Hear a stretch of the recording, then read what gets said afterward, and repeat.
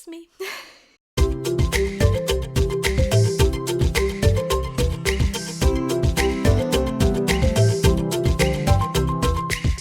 I just want to preface this video by saying I have nothing against record labels, record deals, publishers, managers, etc. And they should not be avoided based on what I have to say. This is entirely my personal opinion and decision. But first, a little introduction. Hello, my name is Sam Lyon and I am a full-time independent musician. I used to be signed to management, I used to be signed to a publisher, and I've also very nearly signed 2 record deals. But now I'm entirely a one-woman squad, and that's just how I like it, and here's why.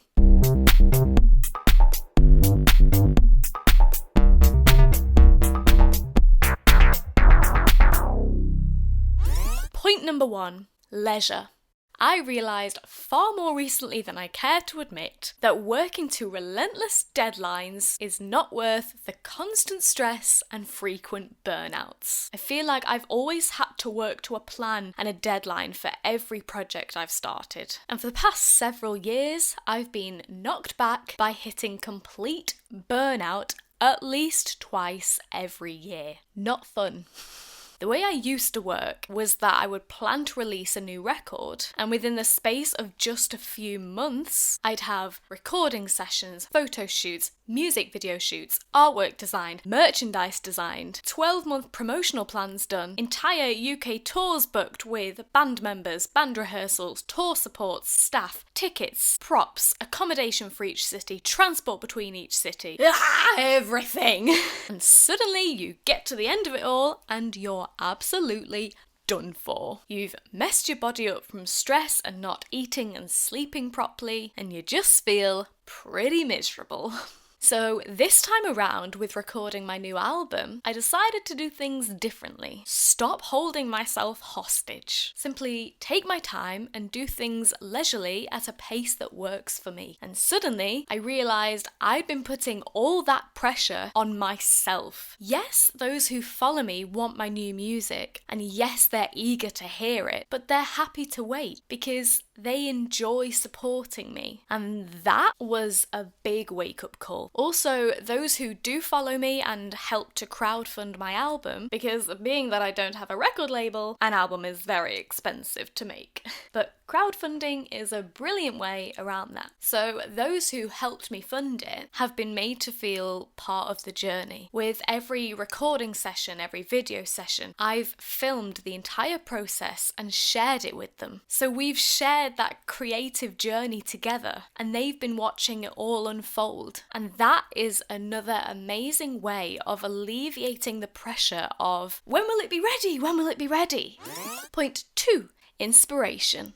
So this kind of continues on from my previous point about alleviating pressure, but I've found that I create my best work when I'm feeling inspired to do it. Not when I'm forced to meet a deadline or I have a brief or a standard that I need to meet. I mean, the songs that have gone onto this new album are songs that almost wrote themselves. They came from the moments where I had an outpouring of emotion that I just needed to express. They didn't come from being handed criteria and a deadline. And it shows. The songs are all very special to me, and I'm really proud of them all because I took my time and they happened naturally. The emotion behind them was raw and real, not forced or fictional. I didn't write them with the intention of being commercial or radio focused. Now granted, when I take them into the studio, there is more of a focus around that because at that point the songs are already written and you already have a foundation to build up from. You can make them sound however you want them to sound. But ultimately, when I sat down to write them, I wrote them freely, not with criteria in mind.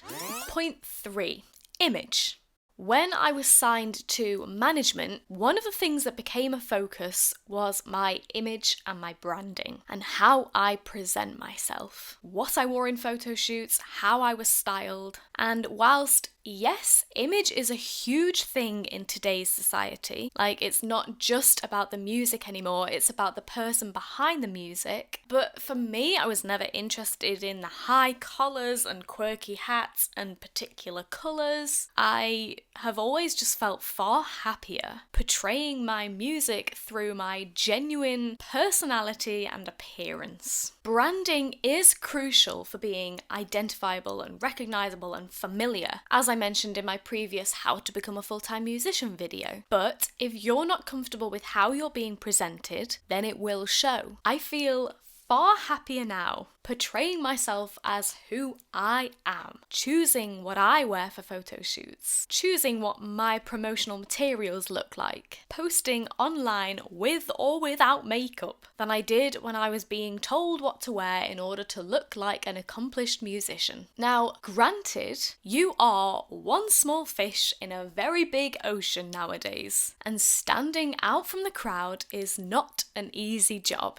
So if you can achieve that through your image, then more power to you.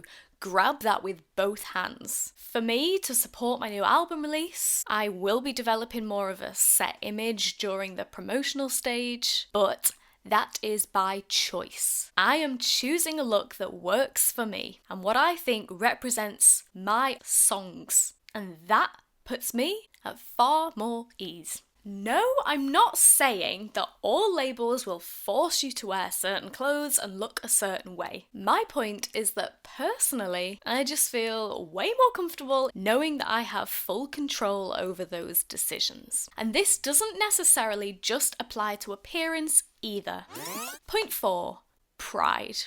When I was approached by a record label a few years ago, they discovered my music online and had followed me for a while. They loved what I was doing, they were impressed by what I was achieving myself, and they invited me down to London a few times to meet and talk. And then, when it came to signing the contract, they talked about the first record they wanted to make with me. And it was a cover of a very old song that I'd never heard of. They wanted it sung a very particular way. They'd already got a draft instrumental version of the song ready to go. They knew how they wanted me to perform it, and for me, that's not what I was looking for. I was a songwriter. I am a songwriter. I pride myself in being an original artist, and I pride myself on being the sole person responsible for writing the music that I perform and release. The song they'd mapped out for me wasn't me. Now, I know a lot of artists do get their big breakthrough from bringing back old songs. I mean, just look at Amy Winehouse with Valerie, Callum Scott with Dancing on My Own, Jonas Blue with Fast Car, all amazing songs and all amazing cover versions. And I fully support the decision to do that. I quite often play covers myself, but this wasn't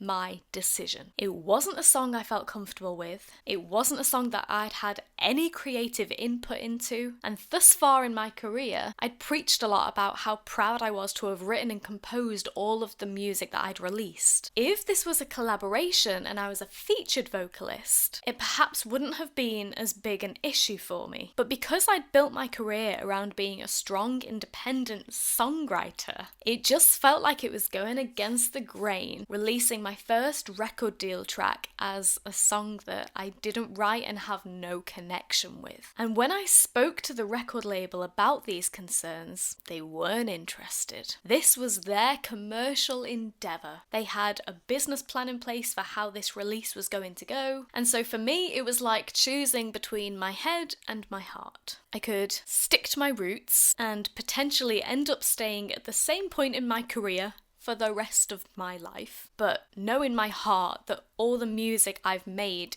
is mine. Or I could potentially get rich and famous, but off the back of someone else's efforts. For some people, that might be a very easy choice. Most people probably would choose the money, and sometimes I wonder whether I should have too. But this has never been about being rich and famous for me. This has always been a case of, this is the music I make, I hope you like it. And as I say, there's nothing wrong with that. You are still putting a lot of effort into that project regardless. But I'm stubborn and proud. Perhaps too much for my own good. Which leads quite nicely into point 5, ownership. Similarly, with the pride of knowing that I created something, I'm also just quite stubborn with the pride of knowing I own something. At the moment, I own 100% of the rights to all of my work, from the lyrics to the artwork to the music videos, and that is something I personally find comfort in. I mean, you only have to look at the huge Taylor Swift versus Big Machine Records case back in 2019 to see the true extent of how bad things can get when you don't own the rights to work that is morally yours, but legally isn't. And I'm more a morals kind of gal than a legalities kind of gal.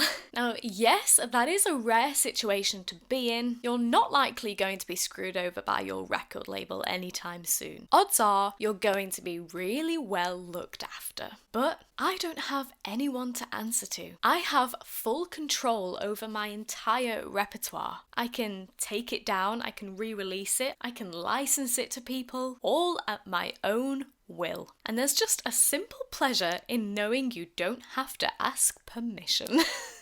Point 6, opportunities.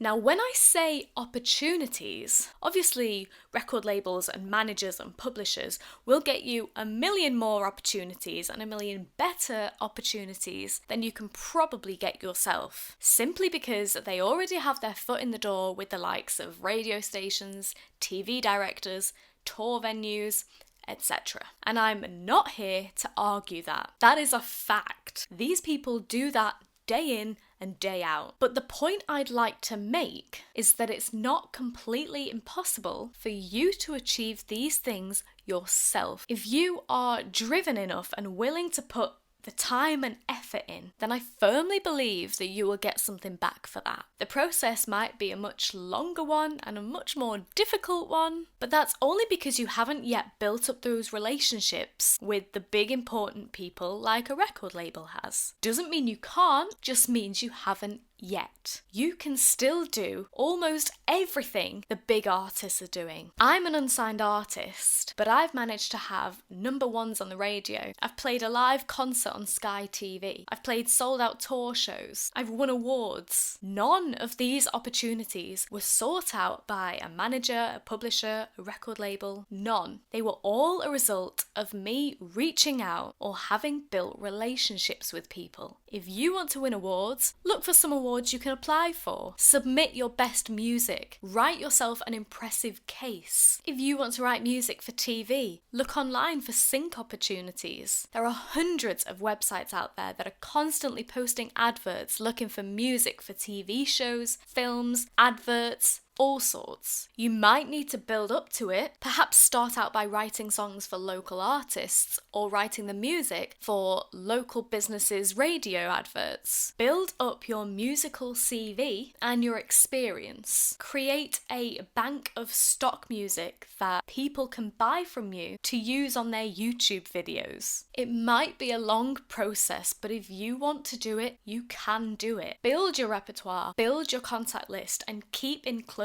contact with your contact list. Build those relationships. Yes, it's a lot of work. Yes, you have to put a lot into it. But for me, that's the joy of it. I really enjoy learning how to do things. I know so much more about the industry and every aspect of my career now than I did even just 5 years ago. I know the most effective ways of advertising things. I know the best ways to secure gigs. I know how to get my songs on the radio. 10 years ago, I didn't even know how to release a song. For me, the journey far outweighs the end result. Hence why I chose not to take the fast route with the record deal and instead chose to figure out my own route instead. Even though it's taken me many years to get to the stage where I am now, and I still have a long way to go. But if it is a record deal you're looking for, you might even find that once you've accomplished a certain amount yourself already, you'll be a lot more appealing for record labels and managers because you've shown that you're committed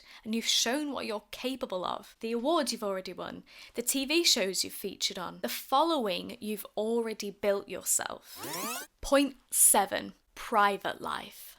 A big reason I don't like the idea of signing to a big label is that I like my privacy. Being a famous musician nowadays comes with a lot more baggage than just needing to write consistently good hits. You only have to open the first page of a gossip magazine to see celebrities packed with controversial headlines when all they're trying to do is get on with their lives. I actually came across an old article recently about Taylor Swift and Harry Styles on a visit to the Lake District in the UK, and it told of how they only had 5 hours in their schedule to visit the Lake District, which if you've been to the Lake District before, you'll know that 5 hours is no time because the place is amazing and you want to spend at least a week there. But even in that 5-hour limited window, they were hounded by people wanting to take photos with them and ask them questions. They literally couldn't even walk down the street. I don't think I could cope with that high level of fame and that lack of freedom and privacy. And also the relentless criticism that comes with it. It's so toxic. And I'm not afraid to admit that I'm quite a sensitive person, and I don't think I'd have the mental stability to deal with that. Not that I should have to, but welcome to today's world. Now, I know that a lot of my life is online already, and I do share personal content all of the time. But right now, I'm in a position where I can choose what people see. There's no invasion of my privacy. I'm not hounded by cameras when I'm looking my worst. I'm not stopped in the street by people when I just need to pop out for some milk. I am perfectly content. I can go play a gig and go home feeling fulfilled and satisfied that I'm making people happy. What more can we really want? I also saw a little clip recently of Michael Bublé doing a speech about how grateful he was to have such an amazing job that has given him such an amazing life, but that it has resulted in him being away from home for months on end and having to miss out on weddings, funerals, birthdays, family moments, and it broke my heart watching that. No matter how talented you are, you should still be able to live your life in a way that makes you happy and is in your control. I couldn't bear missing out on special life moments because I'd signed a contract to a relentless tour schedule. I mean, recent events in my life has brought to light that nothing is as important as your health and your family and your friends and the people and the things that bring you happiness. Life is short. I want to be able to enjoy family occasions. I want to be able to go and pay my respects at funerals. I want to be able to spend time with those I love without feeling guilty for it and without the world and the media guilt-tripping me for it. And I'm also at a point in my life now where we'll probably be starting a family soon, and I want to be there to see my kids grow up. It's as simple as that. And it breaks my heart that people have a free life taken away from them just because they make good music. That doesn't add up. Finally, I'd be lying if this wasn't on the list of reasons why I choose to stay independent. Point 8, money. Which may sound utterly stupid because I could be as rich as a Kardashian if I were to sign a multi-million-dollar label with international record sales and blah. But I kind of like that I don't have to share any of my money with anyone. I earn enough to live a comfortable life, and I have no desire to ask for anything more than that. I just want to know that I can sell records when I release them, I can sell tickets when I host gigs, and that's enough for me. Right now, I get to keep 100% of my earnings. That includes streaming earnings, CD sales, ticket sales, performance royalties, sync and licensing royalties. No one else takes a penny from me. And you could argue, well, surely it's better to have 10% of £1 million than it is to have 100% of £1,000, and yeah, you're not wrong. But for all of those 7 other points that I just talked about, that 100% is worth every penny. That 100% allows me to keep working at my own leisure, keep on making my best work when I feel inspired to represent myself as who I really am, to take pride in my greatest achievements knowing it was me who got me there. It allows me to own everything I put out into the world, to keep learning from the opportunities that I am given, and it gives me the freedom to choose which opportunities I want to pursue. And it also offers me a life and a level of privacy and freedom that I am comfortable with. And for me, all of those things are entirely more gratifying and fulfilling and rewarding. And I've learned that I would much rather have control over my life than I would lots of money. And if ever I stop enjoying it, I can stop. I'm not tied into anything. I can take a breather, I can recharge, I can recuperate, and it's not an issue. I haven't lost a big record label lots of money by missing a deadline or not writing songs that are good enough, and then living in the constant fear of, what if my record label drops me? I have none of that. I have the most supportive and generous following who have helped me crowdfund my records because they want to hear my music and they know that I'm a one-man band and they want to support that. And that means more to me than any £1 million investment deal. But who knows what the future may hold. Thank you for watching. It's been lovely of you to join me again. I hope to see you soon. Bye!